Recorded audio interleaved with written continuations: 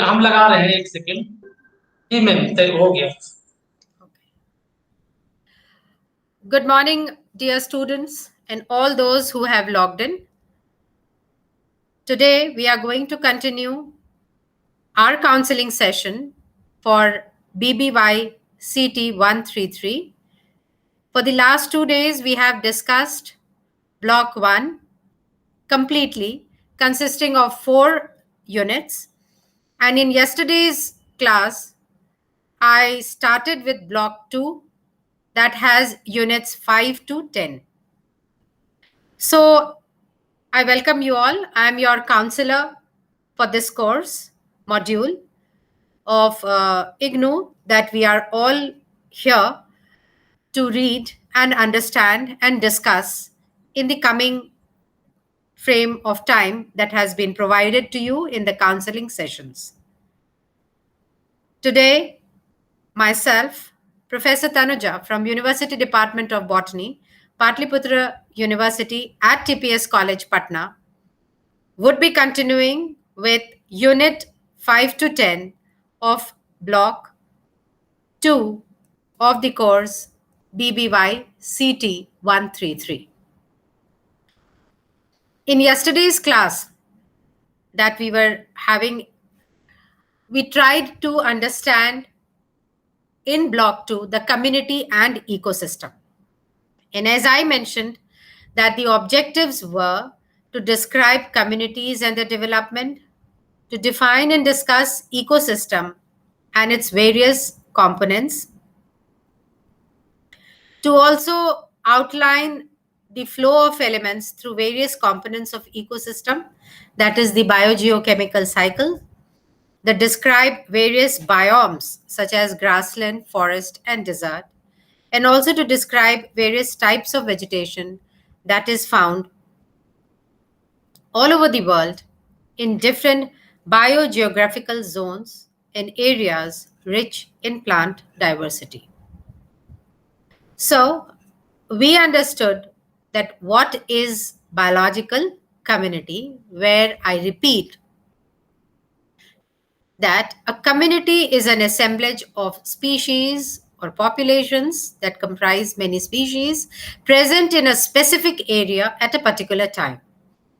These species, which constitute the population, which in turn is part of the community, are capable of interacting with each other, and they represent biotic or the living component of the ecosystem. So, various species are the important members of natural communities. And in community, the organisms would share feeding relationship through food chains and food webs.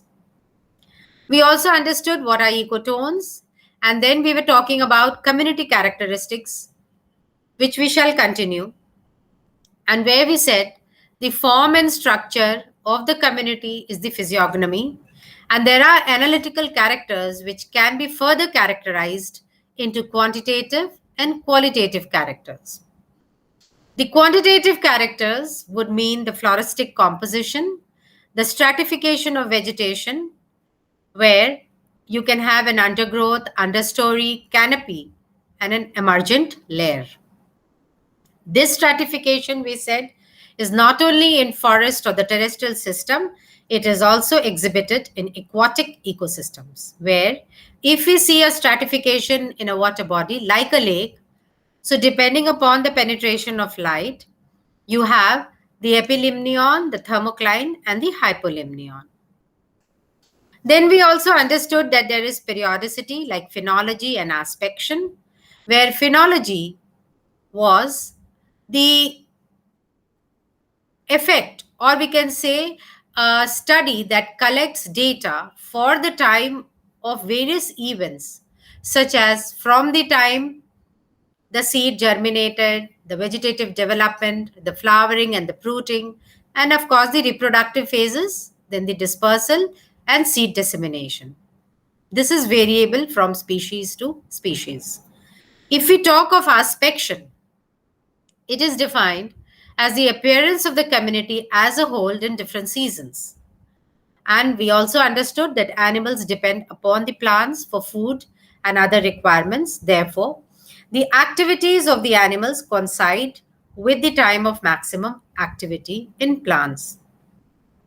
Then there is a concept like vitality and vigor of the community, where vitality is the capacity of the plant to complete its life cycle, whereas vigor is the health or development of the plant at a particular stage in the life cycle. And the ecologists, Daubenmeier, classified the vitality as V1, V2, V3, V4, and V5, where V1 are those plants whose seedlings die. V2 are seedlings that grow but are unable to reproduce. V3 are those that reproduce vegetatively. V4 that reproduce sexually but are uncommon. And V5 that reproduces sexually and grow regularly. Then community can be described as life forms where the nature of the vegetation would tell us about the form and structure of that particular community.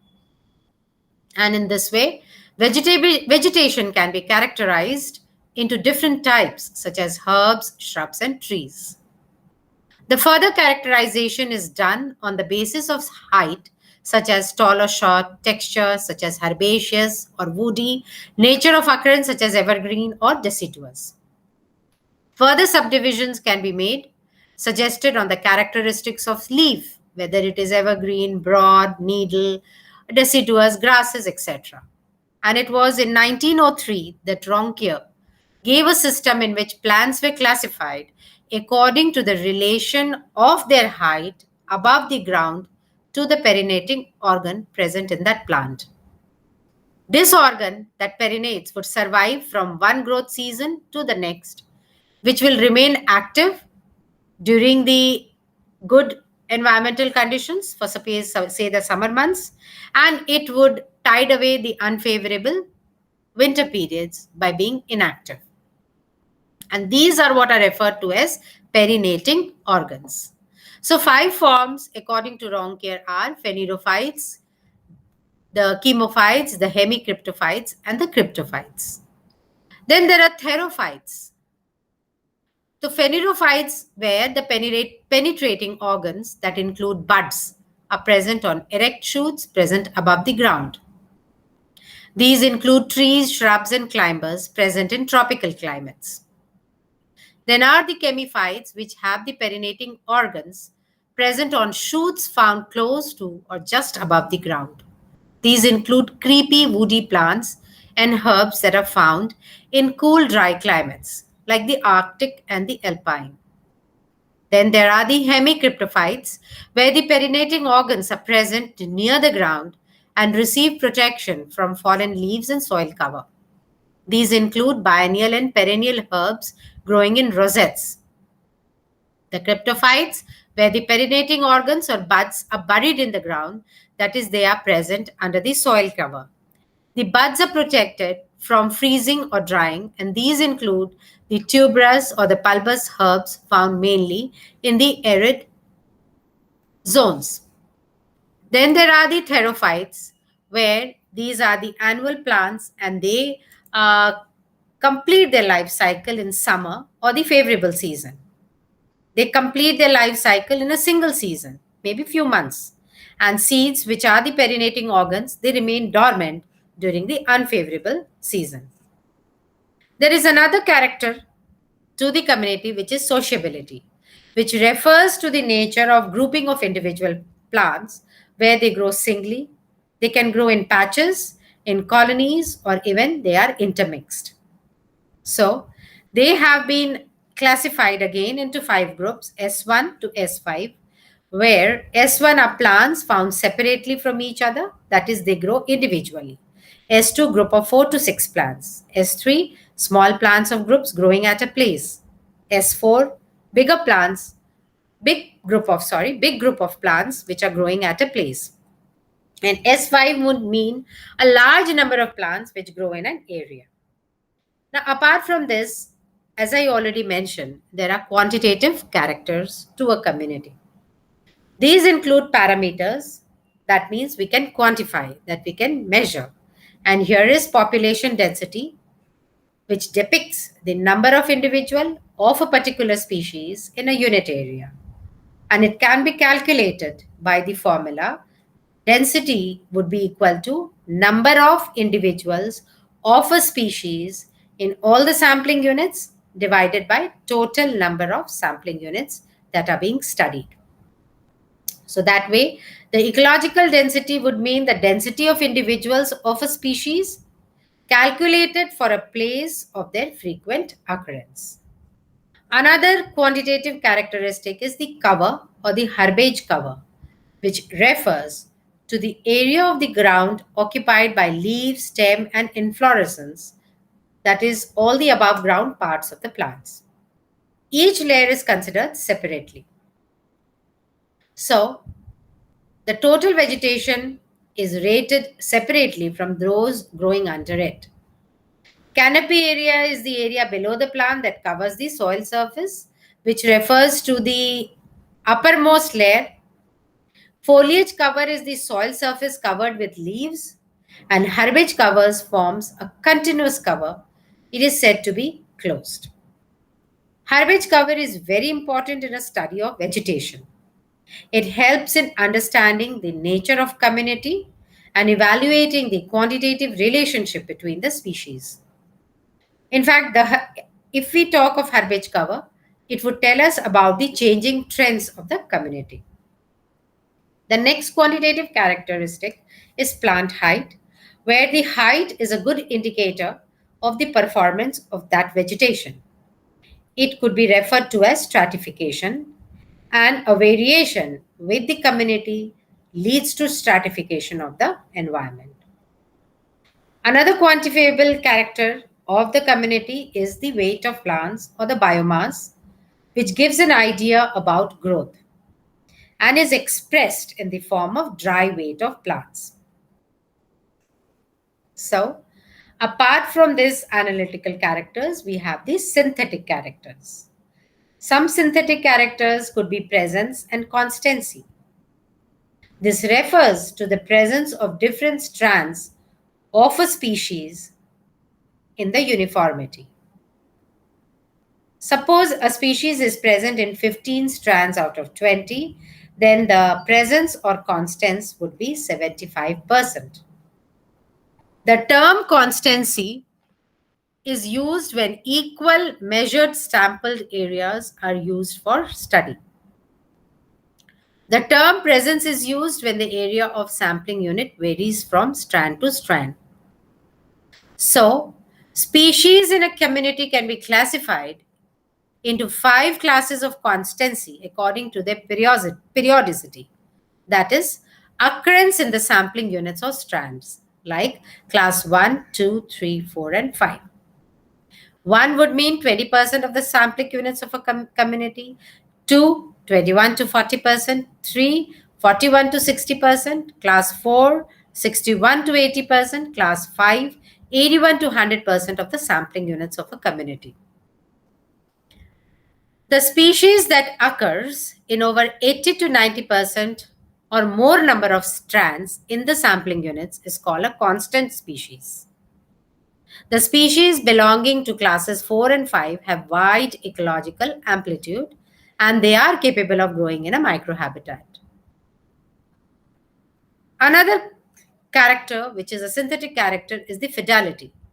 The fidelity refers to the degree to which a species is restricted in its occurrence to a particular community.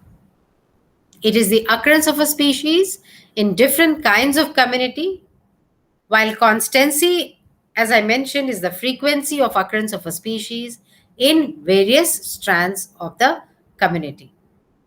The species with low fidelity occurs in different communities, while those with high fidelity are restricted to one or only few communities. Based on this, we have 5 classes, 5, 4,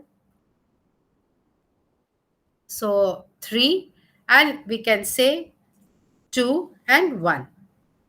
If we say it is 5, it is exclusive, 4 selective, 3 preferential, 2. Companion species, indifferent, occurring without pronounced affinity or any preference for any particular kind of community.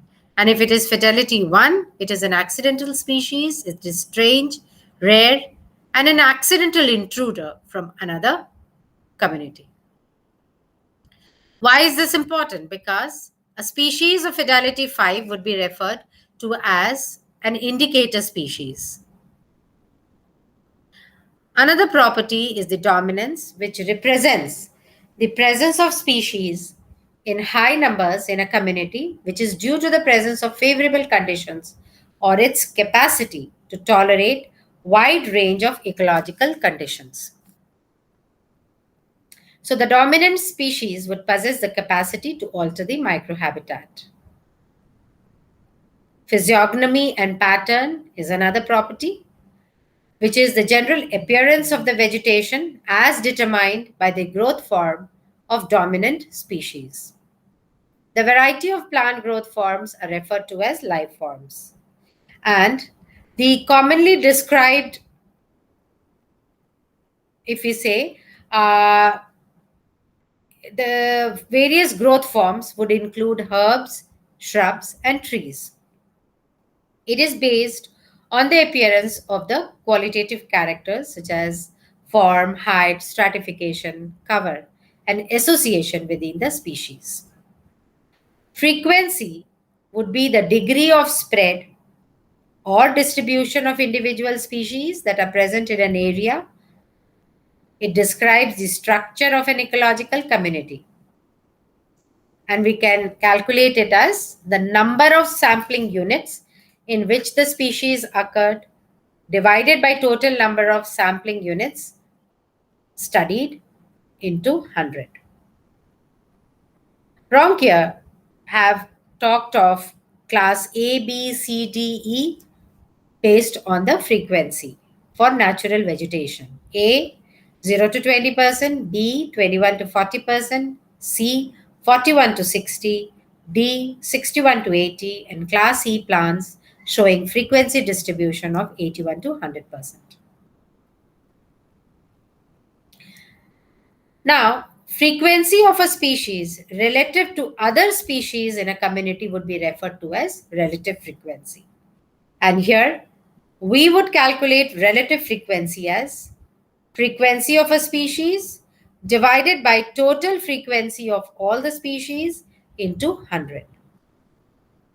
Similarly, we have an important value index, which is also called IVI of the community, where in a community, the parameters density, frequency, cover, and pattern have their own importance.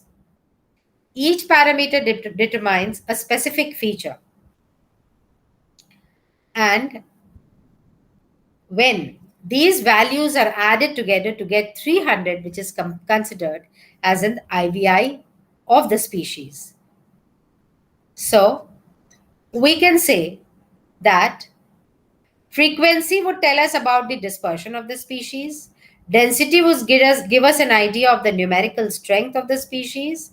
And the ecological importance of a species can be assessed by parameters such as relative frequency, relative density, and relative abundance.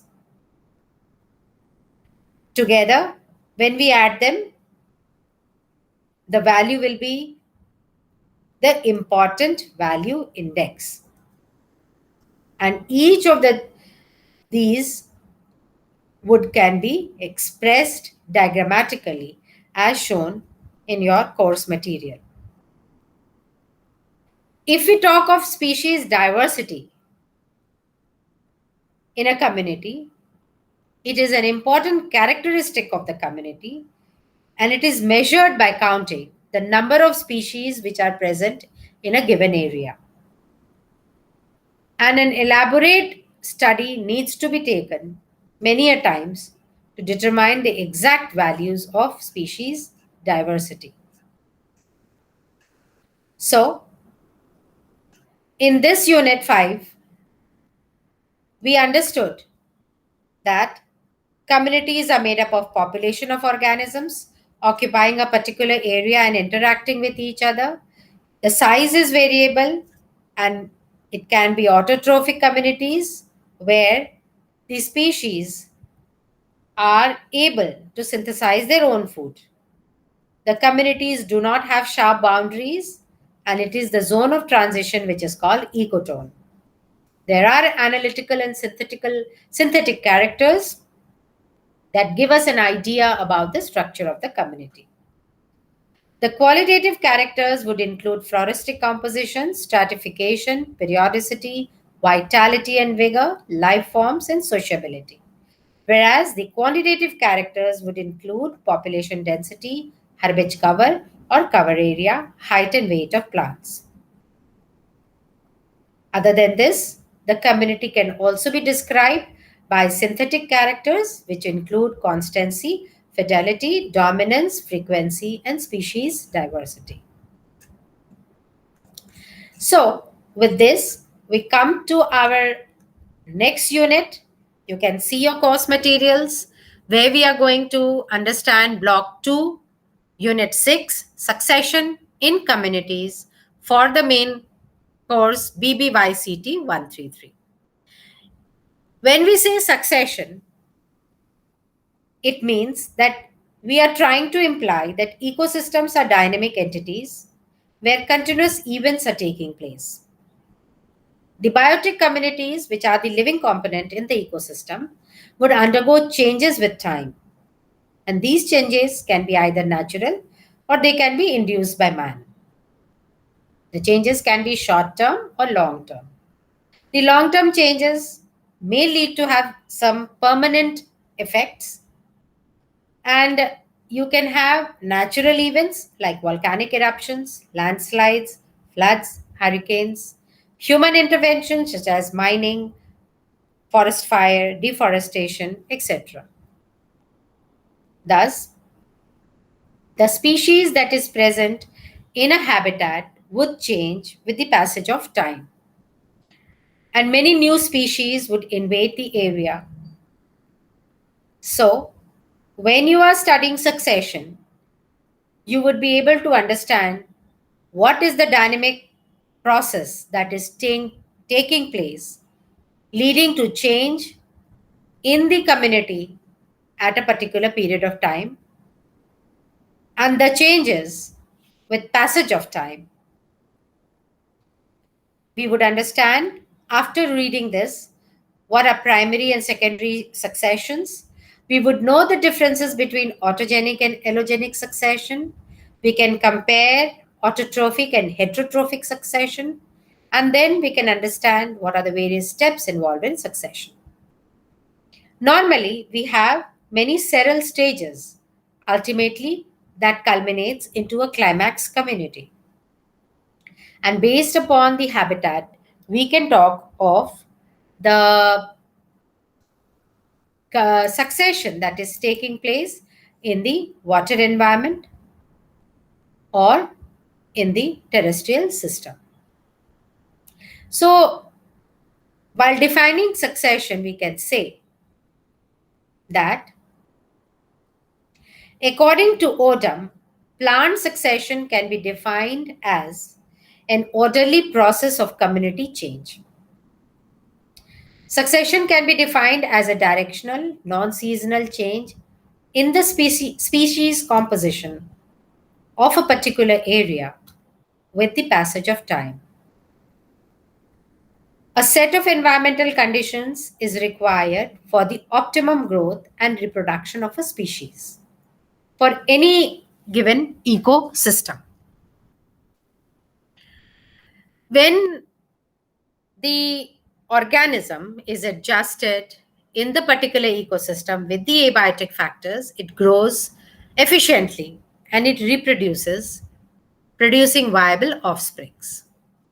Then they become abundant with time because of the favorable conditions that are there, and it flourishes. However, whenever there is a change in the abiotic factors, be it natural or man made, there is some effect on the species that is flourishing there. So, if suppose there is a forest fire or a windstorm or human activity like for felling of forest for development of agricultural lands or urbanization or for transport, roads and railway tracks, etc. Then for building of dams, etc. Then there will be certain environmental changes. So these forces would destroy the species that is existing there, and the dynamics of the ecological community would be disrupted.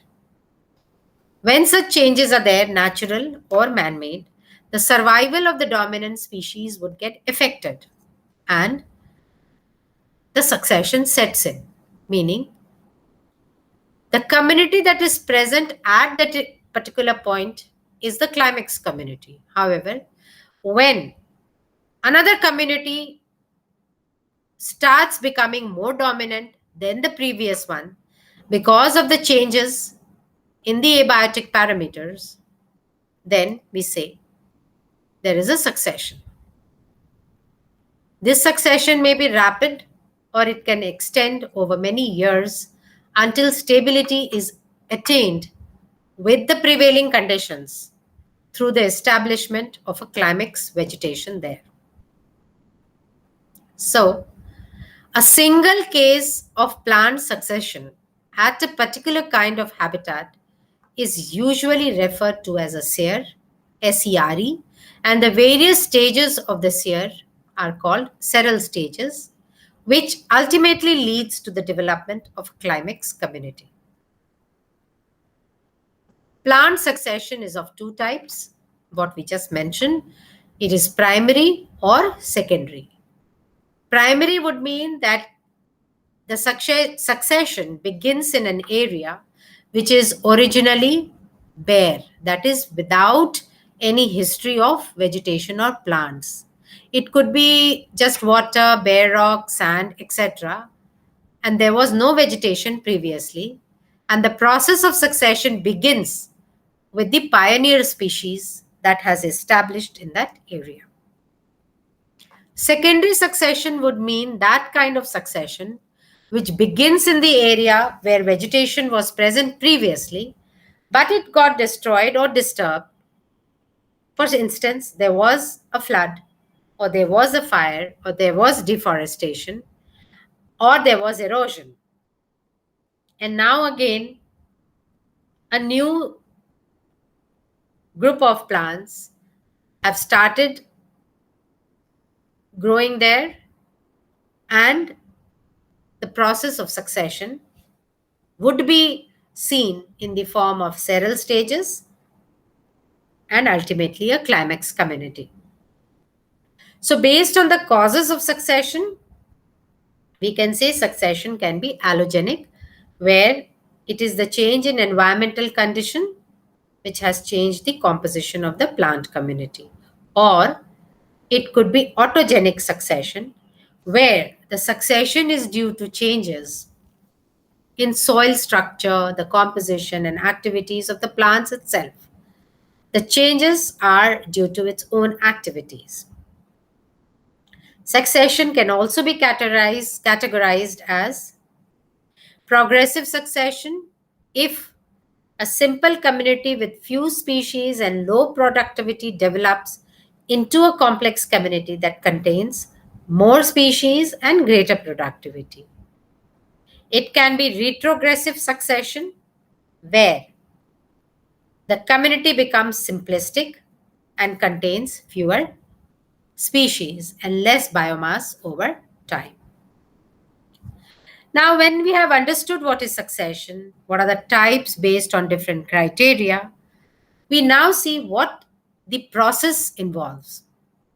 So, normally we can say the process involves nudation, migration, germination, echesis, colonization, aggregation, competition, invasion, reaction, and stabilization. The first step, nudation, would mean an area in which no living form is present and is a nude area where the pioneer species would establish. Migration is the movement and of seeds, spores, or other propagules in the nude area. The process of germination would follow, leading to echesis, where there is successful germination of propagules and their establishment. With this, there will be colonization, where the species establish themselves, grow in numbers, and as succession continues, more species would enter the community and begin to alter the environment. These are called K-selected species. Life forms are breeding and growing. Then the species would compete, which can be inter and intra-specific competition with each other for resources, followed by invasion, where species from other areas would invade, come and try to establish themselves, leading to reaction, where the new plants invade the area and affect the growth and survival of the earlier existing ones. And then stabilization, where a stage is reached in which plant species get successfully established in an area. Community is thus dominated by stable and small number of prominent species. So if we understand succession, you will see that there is an increase in structural complexity, in the diversity of species, in the biomass and standing crop, also increase. However, there will be a decrease in the net productivity of the community. Again, the complexity of food chain relationships would increase. The energy use and nutrient conservation efficiency would increase, and there will be an increase in the stability. So we can see successions taking place in forests, in water bodies, etc. Depending upon the nature of the natural habitat where the succession is taking place, we can have hydrosphere, where the succession starts in aquatic habitats, lithosphere, where succession starts on a bare rock, samosphere, when it is on sandy habitats, halosphere, in a saline or water, senile, when the succession of microorganisms and lower plants on dead plant parts and bodies, the eosphere or geosphere, where the development of vegetation is taking place in an era, geological time period. So broadly, we can say succession has been classified as hydrarch and xerarch. Hydrarch when it is in wet area and xerarch when it is in dry area. If we see hydrosphere, where the succession of community occurs in an aquatic or wet area, such as ponds, lakes, marshes, then the first stage is phytoplankton stage, followed by submerged stage, floating stage, reed swamp stage, sedge meadow stage, woodland stage, and the climax forest stage. Whereas if it is a xerosphere, where there is if it is a dry, bare area, the pioneer community would be the crustose lichen, followed by foliose lichen like Parmelia, Dermatocarpon, then the moss stage like Polytrichum and Tortula, herbaceous stage, where you can have herbaceous plants such as Festuca, Poa, Solidago, etc. Then the shrubs, where there are Rus and Physocarpus, and then the climax forest stage. So in this unit 2, where we studied succession in communities, in this unit 6 of block 2, BBYCT 133, we can summarize it as the species present in a habitat change with the passage of time. New species invade the area and replace the existing communities over a time period, which is called succession. With the continuation of succession, more species would enter the community and alter the environment. We understood that at the beginning of ecological succession, pioneer species are those species which be the first time inhabitants of that new habitat. It helps in building up the area suitable for growth of the preceding species. The final stage of succession is the climax stage, whereas the stages which lead to the climax stage are the sear or the seral stages. The pioneer species can be R or K selected. The R selected species are fast growing and well dispersed. The K selected species are more competitive and fight for resource and spaces. At the climax stage, a stable and small number of prominent species called the climax community would inhabit the area, and a stable state of equilibrium is reached. There can be primary succession, where the pioneer community colonizes the nude bare area where there were no previous history of vegetation, whereas a secondary succession, plants recolonize the established area which was destroyed by any of the reasons. The process involved in succession are nudation, invasion, migration, echesis, aggregation, competition, reaction, and stabilization, leading to climax community. In case it begins in a water body, it is called as hydrosphere, and in xeric condition, it is the xerosphere. So with this, we come to our unit 7 of block 2 of BBYCT, where we are now discussing the ecosystem structure. Ecosystem are dynamic entities in which large number of events take place. We have already understood in unit 1 of block 1 that ecosystem are functional units of the biosphere, and it is made up of the two parts, eco and system, where eco means the habitat and the word system means complex sets of interconnected components or process. We have also studied that it was Sir Arthur Tansley in 1935 who gave the term ecosystem, according to which ecosystem is the tangible relationship that exists between organisms in the biological world.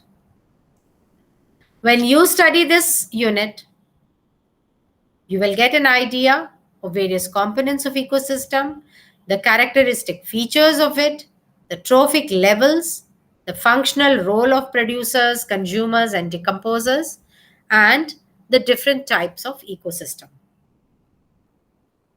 Ecosystem as a unit of nature is considered as a functional unit where there are biotic and abiotic components.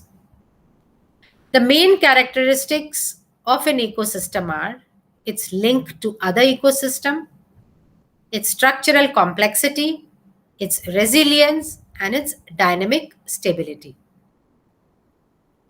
The structural complexity would mean that there are variation in species composition of the plants, animals, and microbes, which are the biotic components of that ecosystem.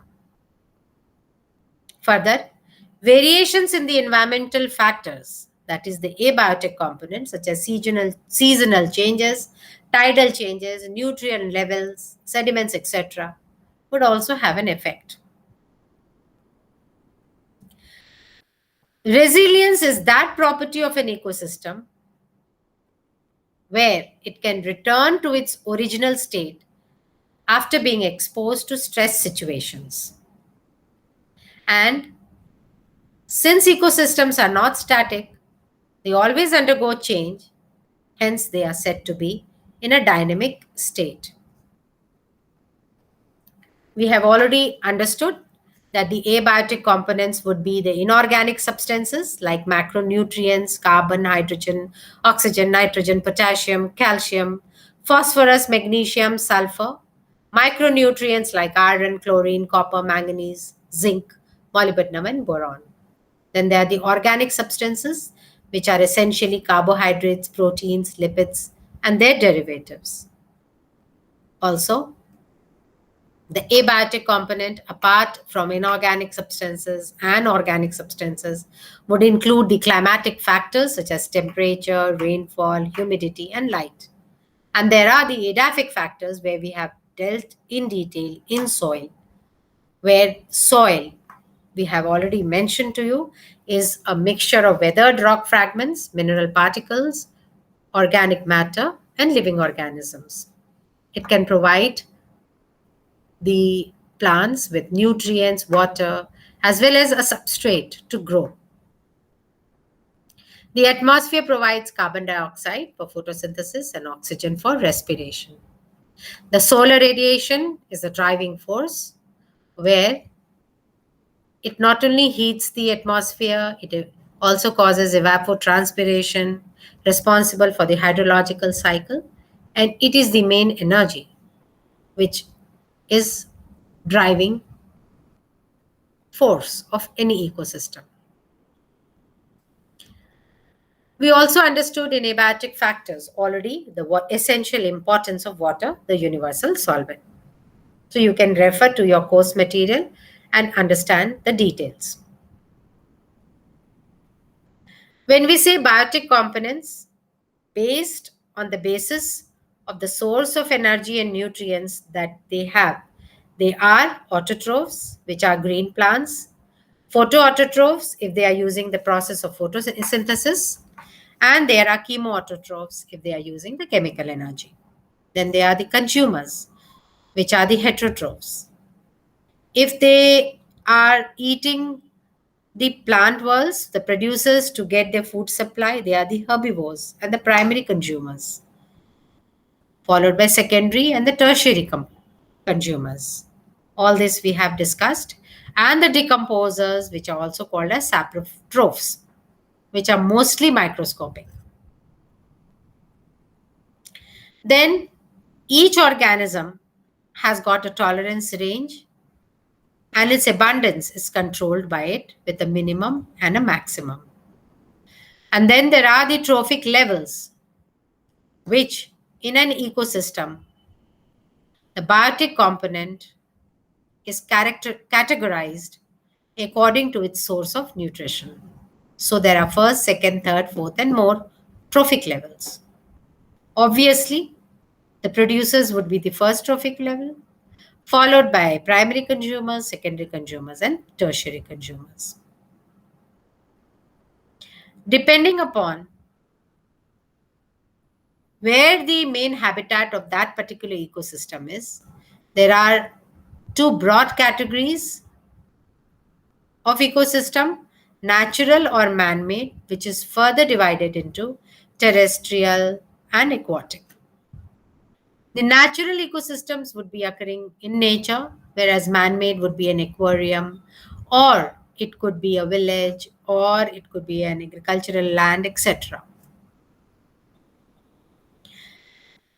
Depending upon the changes in the abiotic factors, the terrestrial habitats can be forest,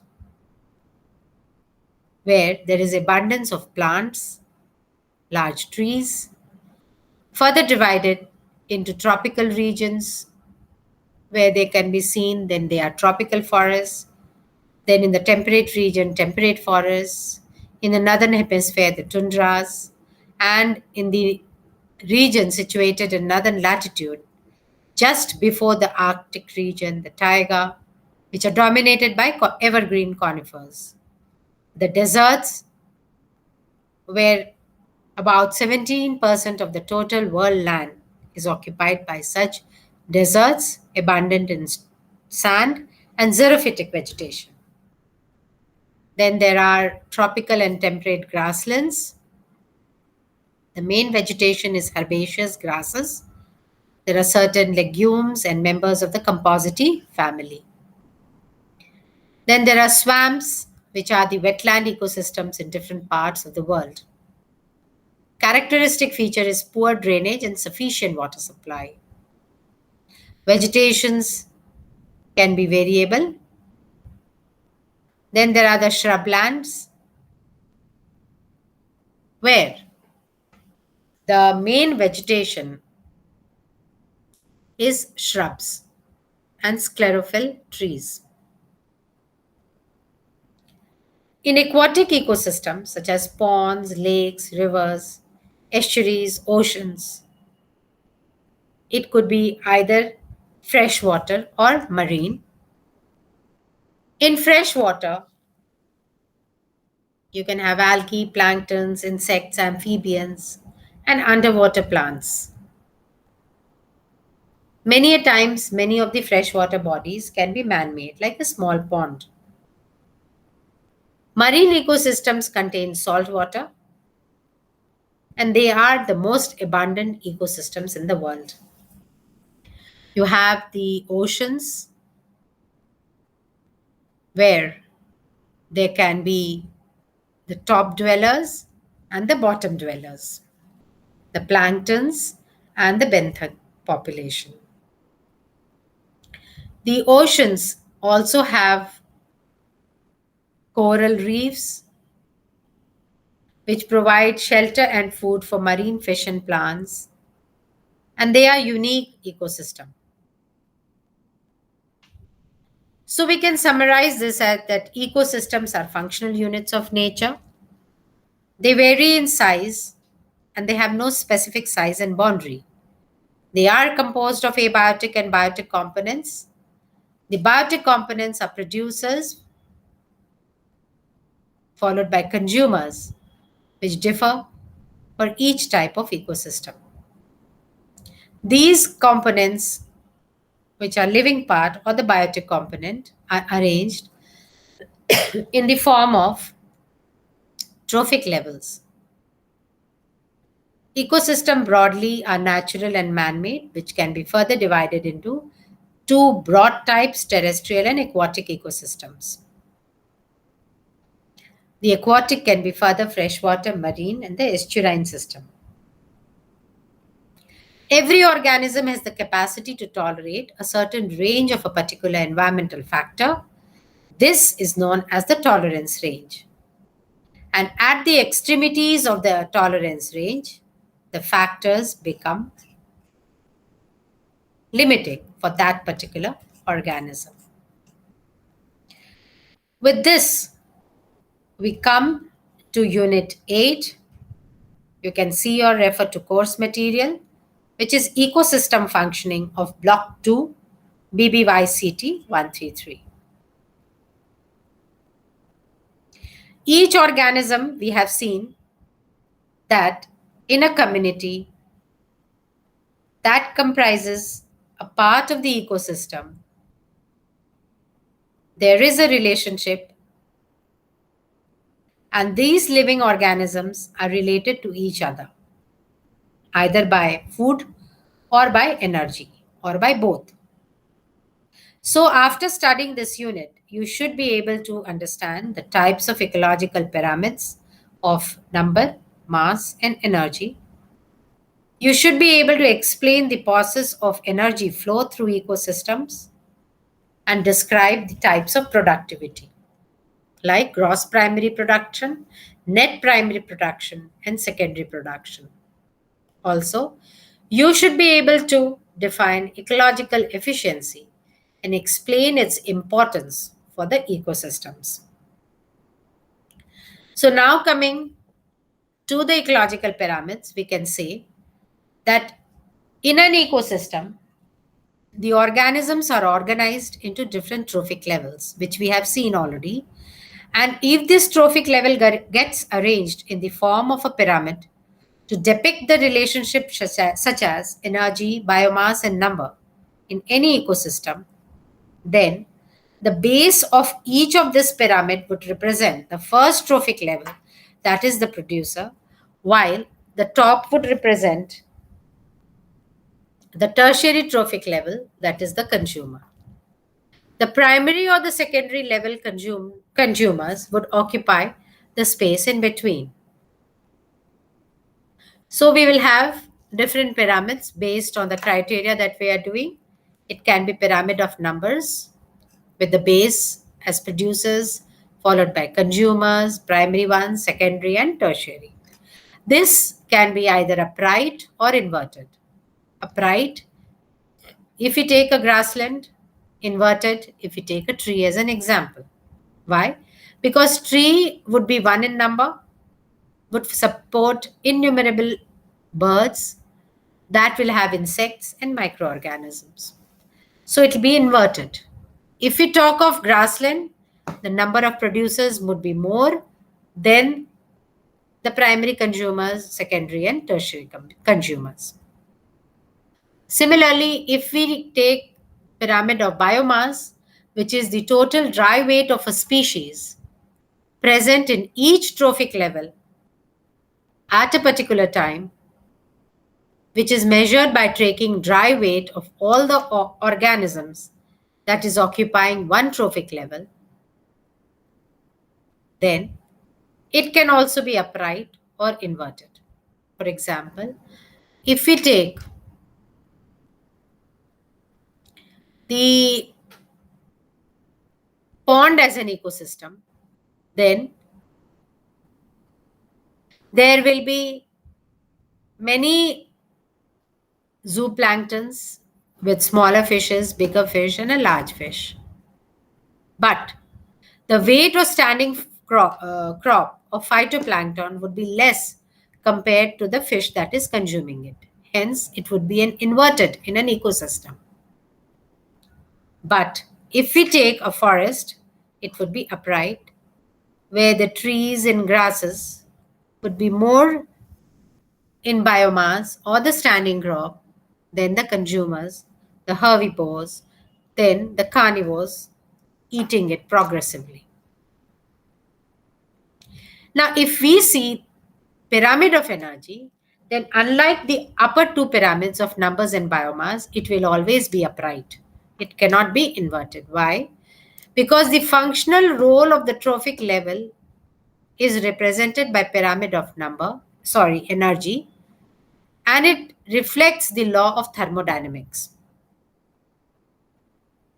There is a loss of energy and its transfer at each trophic level. And it is the 10% law, where the energy, which is measured in kilocalories meters per meter square per year, it takes into account the rate of production. It is based on the amount of energy per unit area or volume that flows through that trophic level in a given time period. The relative importance of population within one ecosystem can be compared, and it will never be inverted because the incoming solar radiation is taken up by the herbivores, converted into somewhat by the process of photosynthesis into biomass, and some is utilized for its cellular metabolism and respiratory activities. So, only a portion of the incoming solar radiation that was trapped by the herbivore would go to the, producers would go to the herbivore. And only a portion that was assimilated by the herbivore and then used for its metabolism would go to the next level, which is the consumer. Hence, inverted pyramids are never obtained, and it is the law of 10% transfer of energy. Thus, the survival of living organisms present in an ecosystem depends upon the input of energy, and a continuous flow of energy is essential for supporting diverse ecosystem processes. The energy flow occurs when a primary consumer, that is the herbivore, would eat a producer and is itself eaten by a secondary consumer. On an average, we can say that the total amount of solar energy that reaches the Earth's surface is about 3,400 kilocalories per meter square per day. And this solar influx received at the surface of the Earth would depend on various climatic, geographic, and other environmental factors. It would vary significantly from one place to another. There generally is a decrease with latitude and also a seasonal fluctuation. The amount of solar energy received at the outer boundary of Earth's atmosphere is normally mentioned at the rate of 2 calories per centimeter squared per minute. 30% of the sunlight that reaches the Earth's atmosphere is reflected back into the space, and about 51% is absorbed as heat by ground, vegetation, or water, and about 9% is absorbed by the atmosphere, out of which the small fraction, that is about 3 to 6%, reaches the plant, and only 0.023% is used in photosynthesis. And imagine that all the organisms are depending upon this small fraction of energy that is coming from the sunlight. So, the producers would trap this small amount, about 1% of the incoming solar radiation or the energy, and then make it available for the consumers, the primary, secondary, and tertiary. So, when animals eat plants and in turn are eaten by other animals, the chemical energy flows from producers to consumers. But we also know that each of these living organisms would require some energy for their own metabolic processes, movement, respiration, reproduction, etc. So, what one level consumes from the other is lost as heat and also utilized for various metabolic purposes. Therefore, the flow of energy is unidirectional, number one, and number two, the energy which is flowing unidirectionally from lower to higher levels is lost as heat and in metabolism at every successive state. Therefore, the process of energy flow is governed by two physical laws, that is, the first and second law of thermodynamics. And according to the first law of thermodynamics, we know energy can neither be created nor destroyed, but it can be transformed from one form into the other. So, this law essentially deals with the conversion of energy. For example, the energy of visible light would be transformed into chemical energy of the glucose molecule, which is a product through the process of photosynthesis by the green plants. Then, these living organisms, including the plant itself, which are producing it, and the herbivores, which are consuming it, would utilize this glucose during respiration and releasing it as chemical energy. The second law of thermodynamics states that in every energy transformation, some energy is lost in the form of heat, and all living organisms that use this stored chemical energy for the metabolic activity, some would be dissipated as heat which escapes in the surrounding environment. So energy stored in the body would be used in doing some work, and there will be a loss. So energy would be changing from one form to the another. And thus, we will have the energy inflow balance outflows at each trophic level as per the first law of thermodynamics, and energy transfer is accompanied by dissipation of energy into unavailable heat, that is respiration, as per the second law of thermodynamics. So, we can say some of the important features of energy flow in any ecosystem are that it is unidirectional, where solar energy was trapped by the autotrophs or producers. And then, in an orderly sequence, it moves from producers, that is the autotrophs, to the herbivores, which are primary consumers, to the secondary and the tertiary consumers. As a consequence of this unidirectional and continuous energy flow, the ecosystem maintains its entity and prevents collapse of the system. At each of the trophic levels, the energy content decreases progressively. This is because at each trophic level, same amount of energy is used for metabolic purposes of its own, and some are lost and some are stored. As such, 80 to 90% of the energy is lost at every link in the food chain. And the net energy flow into any ecosystem balances with the net energy outflow from the ecosystem. Thus, we say there is a dynamic equilibrium state of the ecosystem. So, various energy flow models, like you can read your course contents and you can understand the single energy flow model, the Y-shaped or the double channel energy flow model given by Odum in 1956, the universal energy flow model by E.P. Odum in 1983, who gave a generalized model by combining both single channel model and the Y-shaped models. So if we talk of energy budget, the flow of energy through the ecosystem can be quantified easily. And according to an estimate, about 90% of the energy is lost as heat when we proceed from one trophic level to the next. In other words, only 10% energy is incorporated into the tissues of the next trophic level. So, thus, you have the 10% energy movement. For example, if 1000 kilocalories of plant energy was consumed by the herbivores, about 100 kilocalories would be passed to the herbivores, and 10 kilocalories to the carnivores, and only 1 kilocalories to the top carnivores.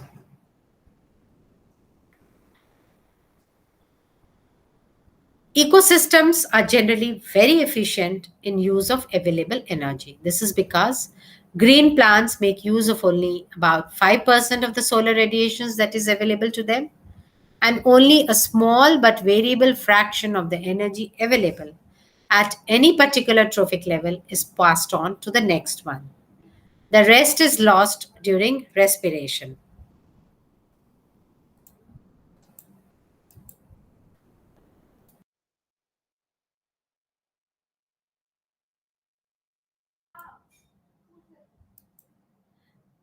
Thus, the efficiency with each part of an ecosystem uses available energy, and it is termed as ecological efficiency. We can say it is the ratio between energy flow at different points along the food chain and is expressed as a percentage. Ecological efficiency are of considerable importance in comparing ecosystems and are of practical significance to many ecologists to study the influence of energy flow of ecosystem on the environment. Now, if we talk of production, then we can say that the energy or the biomass accumulation over a period of time is the production. It is expressed as dry organic matter in grams per square meter. 1 calorie would be the amount of heat needed to raise the temperature of 1 cubic centimeter of water through 1 degree centigrade. And the rate of production over time is called productivity, and its units could be either gram per meter square per year or kilogram per meter square per year. This describes the productivity of trophic level of the ecosystem or the productivity of the ecosystem as a whole. And there are terms like gross primary productivity, GPP, and net primary productivity, NPP, NCP, the net community productivity, and SP, the secondary productivity. So let us understand the terms. During photosynthesis, plants convert the solar energy into chemical energy. The amount of sugar that would be produced in plants provides an index of the energy uptake and gives the measure of their productivity. So, productivity is the rate at which organic matter is created by photosynthesis. The rate at energy accumulates would be the primary productivity. And technically, it is defined as the amount of biomass or organic matter produced per unit area in a given period. So we can use the terms of weight like gram per meter square, or we can have energy as kilocalorie per meter square. Photosynthesis would be the first and the basic form of energy. Hence, it leads to primary production. And the rate at which primary production would occur over time would be the primary productivity. Now let us see what is gross primary productivity. In case of plants, primary production is generally differentiated into two distinct categories. GPP, that is gross primary production, and NPP, net primary production. Gross primary production refers to the total amount of solar energy that is fixed into organic matter by primary producers through photosynthesis. The total energy accumulated in the plant during primary productivity is known as the gross primary productivity. So we can say GPP minus R is equal to NPP, or GPP is equal to NPP plus R. That means a considerable portion of the solar energy fixed by plants, that is GPP, is utilized by plants in respiration, that is R, to get the energy needed for their metabolism and vital functions. So, the amount of energy left after being consumed in respiration, R, is used for growth or producing new individual. Thus, the energy remaining after respiration is stored as organic matter and now becomes NPP, that is the net primary productivity. And the amount of biomass or the organic matter accumulated by plants per unit area in a given period would be the net primary production. And the relationship between NPP, GPP, and R would be, therefore, I repeat, net primary productivity would be gross primary productivity minus R, where R is the energy used in respiration and GPP is the gross primary productivity. Now, there is a term called standing crop biomass, which is the amount of accumulated organic matter found in any particular area at a time is the standing crop biomass, which will be expressed as either gram per meter square or calorie per meter square. So, there is in any ecosystem primary productivity and a secondary production. Net primary production is the energy available to consumers or heterotrophs, and a part of the energy of the lower trophic level is not used at high trophic level. And the secondary production depends upon the primary production for energy. That is, herbivores would feed on grasses and other plants and utilize primary production. So the secondary production would be greatest when birth rate of the population and the growth rate of the individuals in the population are at their highest. This can be understood with reference to the law of diminishing returns. According to this, there is the decrease in the output of production process as the amount of a single factor of production is incrementally increased. Thus, in case of any ecosystem where the trophic level increases, then the energy efficiency decreases.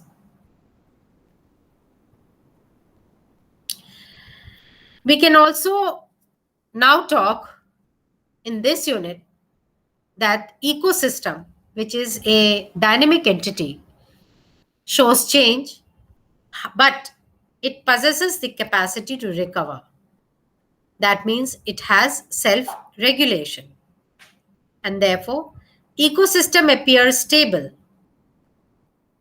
and it shows resistance if it has the ability to withstand or resist variation.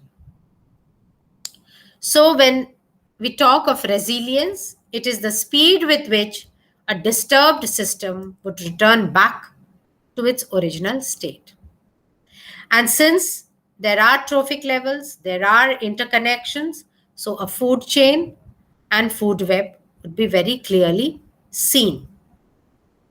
The food chain would be a grazing food chain if there are autotrophs, and then there are herbivores and consumers.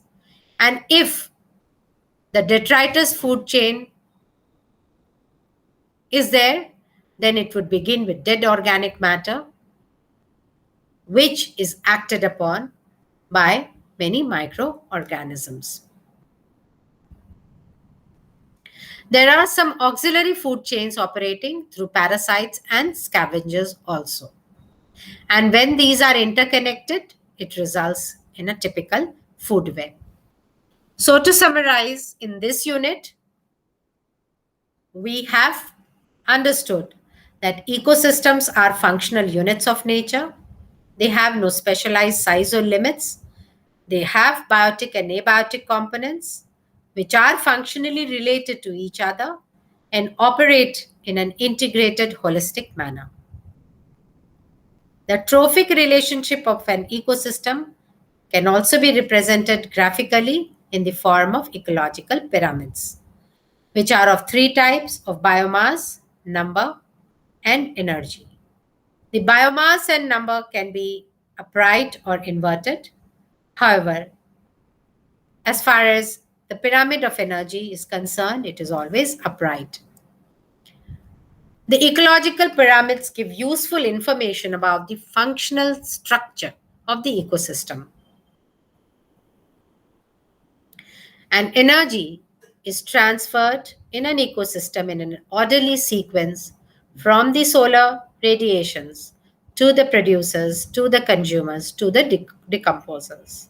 This flow is unidirectional, and since there is a loss of energy as it transfers from one trophic level to another, the net energy flow balances the net outflow of energy, and only there is a 10% transfer. As heat is constantly lost during the process of energy transfer, as expressed in the first and second law of thermodynamics. Energy budget would refer to the energy entering and leaving the ecosystem. These are solar powered systems where green plants capture solar energy, store in the form of organic substances, and the gross primary production would be the rate at which organic matter is produced during photosynthesis. The net primary productivity would represent the rate at which some amount of energy or matter gets incorporated into the plant bodies. It is less than the gross primary productivity because some of the energy is lost during metabolism. Productivity varies from one kind of ecosystem to the another and from one time to another. The availability of water, minerals, and other factors, in addition to incident radiation, limits the productivity in different ecosystems. So, we have understood that ecosystems are highly dynamic entities. They have evolved effective homeostatic mechanisms for self regulation through feedback control. With this, we now come to Unit 9, which is the biogeochemical cycling.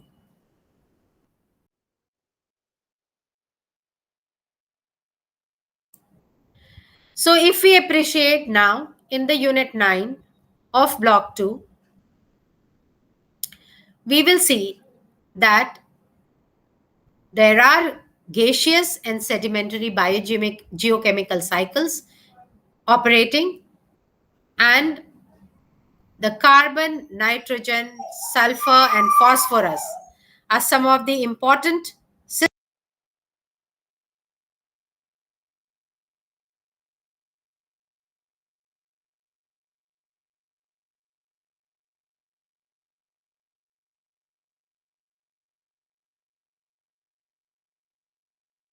Then there are the various biogeochemical cycles that are operating, which is defined as the movement or circulation of elements through organisms and the environment. The term biogeochemical cycle refers to the movement of these elements through the various spheres that are existing in an ecosystem in geological time period. Bio means biological organisms like bacteria, plants, animals, and geochemical involves geochemical, geological, and chemical processes such as the formation of molecules, etc. Elements within biogeochemical cycles flow in various forms from non-living components of the biosphere to the living components and back. And in order to survive, all the chemical elements need to be recycled continuously to maintain the survival of the living components of ecosystem. The term was given by a Russian geographer named B.B. Polinov in 1937. It is also referred to as the study of exchange of materials between living and the non-living components of the biosphere. The rapid exchange of elements occurs between the biotic and the abiotic components of the ecosystem. Essentially, the cycles are of two types, gaseous and sedimentary. And the classification has been given on the basis of primary source of nutrient input into the ecosystem. If we say it is gaseous, then the gas phase dominates. The main pool would be the atmosphere and the oceans. Nitrogen is an important gaseous cycle. Sedimentary would be the circulation of various elements such as phosphorus, sulfur, etc. And the main release is from the lithosphere, where the reservoir is existing and there is weathering of rocks or other natural phenomena which would release it from this main reservoir. Each cycle consists of a solution phase, a rock phase, which is the sediment, and in solution phase, weathering would release minerals from the earth crust in the form of salts. The effects of human activities on nutrient cycles should be assessed, and global warming, storms, fires would all have an effect. So, if we talk of the cycles, then carbon is also an important component which is cycled by this process. And there is an exchange of carbon between the lithosphere, hydrosphere, and atmosphere of the Earth. Carbon dioxide from the atmospheric reserve would be taken up by the producers, transferred to the consumers, to the decomposers, and back to the reservoir. So, this movement would involve carbon cycle, as you can see in your course material. The main impact would be the industrial revolution and increasing human activities such as large-scale fossil fuel burning, industrial revolution, and today a wide variety of human activities are leading to some interference, because of which the fossil fuel burning have all led to the increase in the amount of carbon dioxide, and people are talking about decrease in carbon footprint. Similarly, nitrogen gas, which is present in the atmosphere to about 78%, is fixed through various processes of nitrogen fixation. And here, microorganisms fix it also by biological nitrogen fixation as the enzyme, because of the enzyme nitrogenase. And then, nitrogen fixation and nitrification mediated by bacteria are again influenced by various environmental factors such as temperature, moisture content, etc. This nitrogen, which gets added to the soil as nitrate after decomposition and decay of animal and plant waste, would again be decomposed, and detrivores would ingest the detritus, and nitrogen is changed into ammonia or nitrogen, further to nitrite, then to nitrate also. So this process, as you can see in your cycle, depicted in your course material, the cycling from one to the other with important role of microorganisms keeps on going. Then there are phosphorus cycle, also of importance as it is an important sedimentary cycle. This occurs via weathering of rocks, which acts as a reservoir of phosphates. Plants take up the inorganic phosphorus and transfer it to the consumers, which release it back after death and decay. Some amount of phosphorus gets leached into water bodies and leads to eutrophication. Nutrients thus present in various abiotic components of environment are taken up by plants, followed by their transfer to consumers.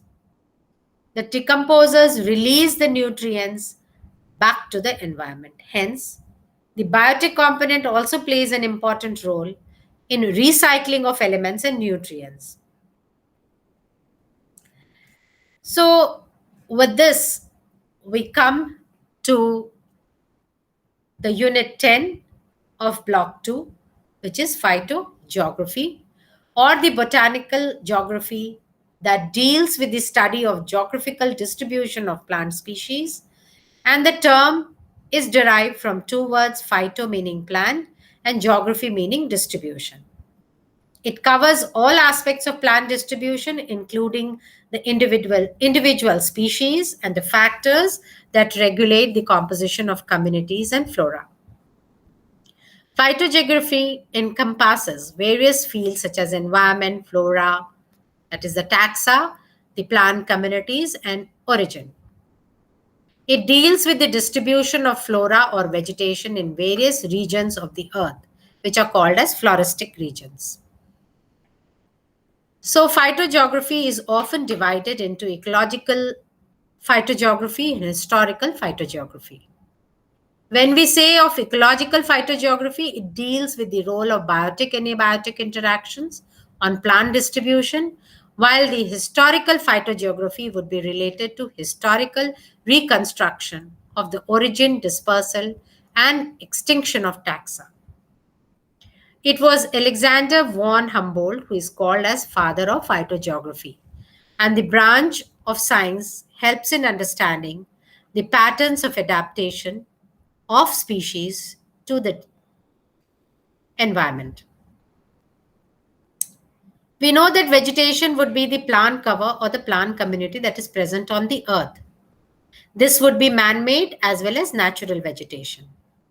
And the term would describe the total plant cover in an area on the surface of the earth. The flora would mean the plants of a particular region present at a time.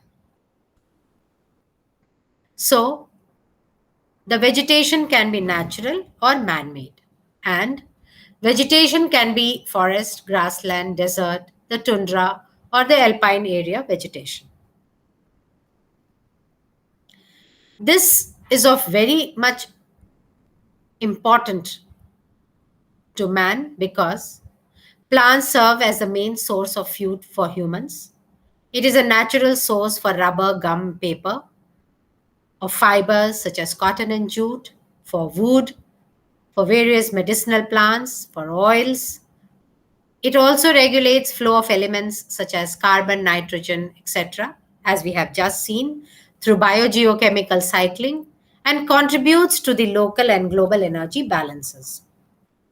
Plants have a very important role in ecosystem as primary producers, and they also affect soil formation and influences soil volume, chemistry, texture, and structure. So we can see that the type of vegetation that is present in different regions of the earth varies. There can be thick forests, mangroves, and desert. There can be tropical evergreen forests, tropical deciduous forests, thorn forest and scrubs, montane forest, mangrove forest. So, a phytogeographical region is defined as an area of uniform climatic condition that possesses distinctly recognizable vegetation. And according to Chatterjee 1962, India can be divided into 9 phytogeographical regions. Okay, and as mentioned in your text, there is the Western Himalayas, Eastern Himalayas. So, Western Himalayas, the Eastern Himalayas, the Indus Plain, the Gangetic Plain, the Central India, the Deccan, the Western coasts of Malabar, the Assam, the Bay Islands of Andaman and Nicobar. And we can appreciate that each of these have got their own vegetation, which is characteristic of that particular area. Apart from this, there are the Andaman and Nicobar Islands, where the climate is warm and humid with high temperature and annual rainfall, and the vegetation is littoral mangrove, evergreen, semi-evergreen, and deciduous forest. It is very rich in biodiversity. There is a term called endemism, which means the confinement of a particular species, the genus, or groups of plants and animals to a particular area. The plants and animals live restricted in a particular location, such as an island, habitat, type, or nation. And it can be new endemism, where a taxon is young and does not spread over the new area. Paleoendemism, where it is now present in a restricted area, but earlier it was widely distributed. And epibiotics or relic, where the plant belongs to fossil groups and are restricted to few areas due to favorable climate. So, if we talk of biodiversity, a biogeographic region in which high biodiversity can be seen, it is referred to as hotspot of biodiversity. These regions act as significant reservoirs of biodiversity, and they are very important. Forests are also considered as biodiversity hotspots, which this concept was given by Norman Myers in 1988. And he identified 25 biodiversity hotspots. For any region to be identified as hotspot, it should have species endemism and degree of threat. And three factors that would determine hotspots are number of total species, that means species richness, number of unique species, that is endemism, and number of species at risk, that is threat of extinction. So the 8 hotspot areas that have been identified all over the world are Madagascar, Philippines, Sundaland, Southeast Asia, in Southeast Asia, Brazil's Atlantic forest, Caribbean, number 6 Indo-Burma, 7 Western Ghats in Sri Lanka, and 8 Eastern Arc and coastal forests of Tanzania or Kenya. If we talk of biodiversity hotspot areas in India, then the Western Ghats, the Eastern Himalayas have been identified as 2 major biodiversity hotspots of India. So, as we move on, we can appreciate that in our course material, elaborate details is given about all these hotspots. There are threats to biodiversity, mainly because of increase in population and overexploitation of biotic resources. There is a land use change, pollution, atmospheric carbon dioxide increase, acid rain, and introduction of exotic species are all posing risks and threats. So, to summarize this, we can say that some species, genus, or groups of plants are restricted to a particular area, and endemism that results are categorized into two types. And the region with high levels of plants and animal diversity would be referred to as hotspots of biodiversity. And if we talk of Indian context, the eastern Himalayas, mainly Arunachal Pradesh, the Indo-Burma with the Purvanchal Hills, the Western Ghats are all biodiversity hotspots. So with these, I conclude the block 2 also. And tomorrow, we are going to continue with block 3 and 4 of BBYCT, where I'm going to talk about plant ecology and taxonomy, and then nomenclature and systems of classification. So, essentially, today we have understood the concept of community, its characters, and the phytogeographical regions. So we meet again tomorrow at 11. Till then, you can go through your course content and you can raise your questions, which will be communicated to me, and I shall try answering. Thank you. Have a good day.